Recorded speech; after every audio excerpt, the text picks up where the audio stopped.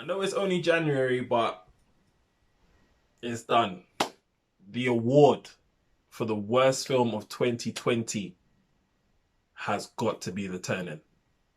I don't think it could be topped. Genuinely. It was horrific.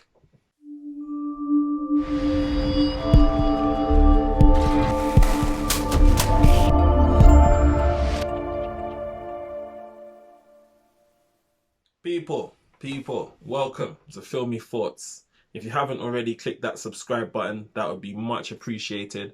We're talking about what I think genuinely is going to be the worst film of 2020, and that's The Turning. That's back-to-back films that I've watched that have been truly horrific, truly bizarre, and truly a waste of my time. I've been thinking. I watched this over the weekend, and I've been toying with what the hell I watched, and questioning whether I should even come on here and slate the director. But I don't want to be so negative and so derogatory towards that individual, whoever that is. But flipping hell, you have got to question where they got their qualifications from. I feel like they violated what I love. Violated what I love. If you haven't seen it, don't. Just don't waste your time. Please, I beg you, do not. It was one of the most bizarre films I have ever watched. Like, I thought Waves was bad because Waves was truly bizarre, but this genuinely tops it. We left the cinema with more questions than answers. First of all, the film starts with obviously the BBFC certification coming up, and it says strong horror 15. So I'm thinking, okay, I wasn't expecting that, so I'm a bit nervous now. The missus is petrified. She's cussing me out underneath her breath. But there was not one scene in that film that was scary. Not one. How dare they say it is strong horror? That is beyond misleading.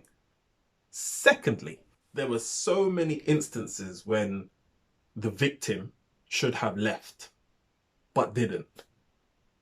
Why?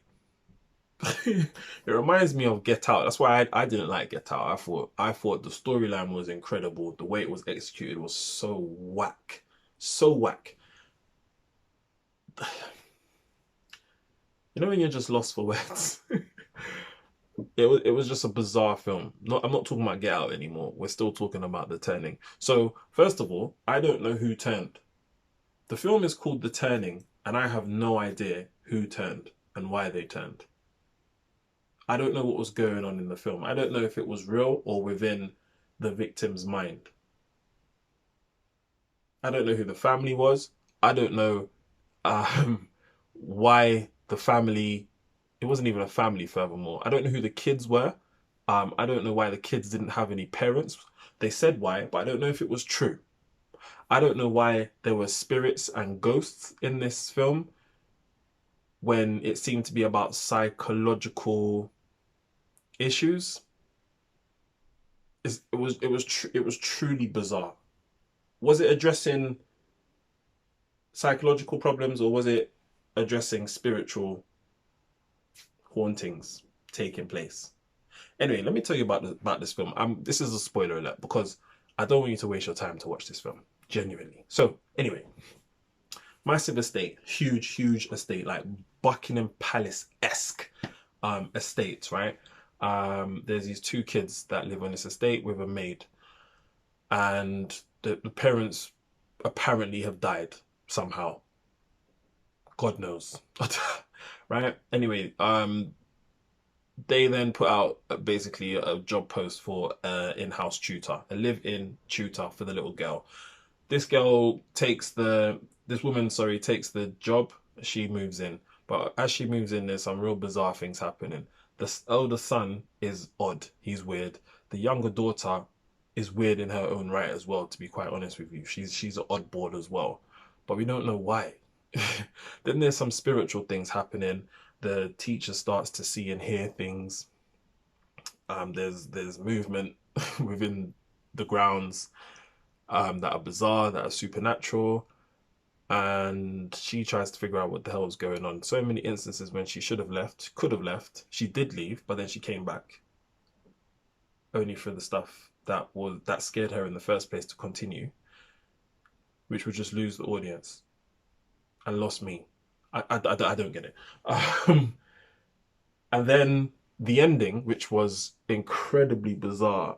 Basically, a series of events happens, and you sit up and you think, okay, finally, we're about to find out what the hell's going on, why everything is happening. It's going to tell us everything. It's gonna answer all these unanswered questions, and then the only thing it does is it throws it into a huge melting pot of more questions.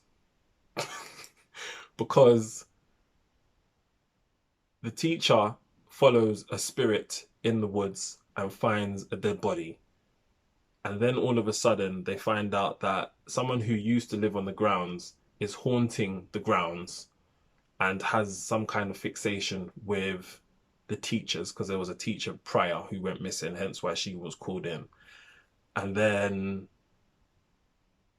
the teacher tries to get the kids out of the estate, and then the camera zooms into the woman's eye, then it zooms back out, and she's in an empty swimming pool where her mum used to be, and her mum turns around, the teacher screams, and then the credits start rolling. That's literally what happened. I told you everything.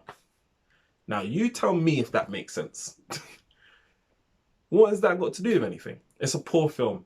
It is hands down the worst film I have seen this decade. Waves is second. And potentially the very next review that I do is probably the third worst film. Because that film is bad as well. And we're going to get into that if you click the next video. Anyway, that's enough from me. Thank you very much for listening. It's a poor review, I know. It's quite long, I know. And I can only apologize. All my reviews are not like this. Forgive me. Wherever you are, I hope you're blessed, whether it's the morning, evening, nighttime, afternoon, or the daytime. All right? You take care.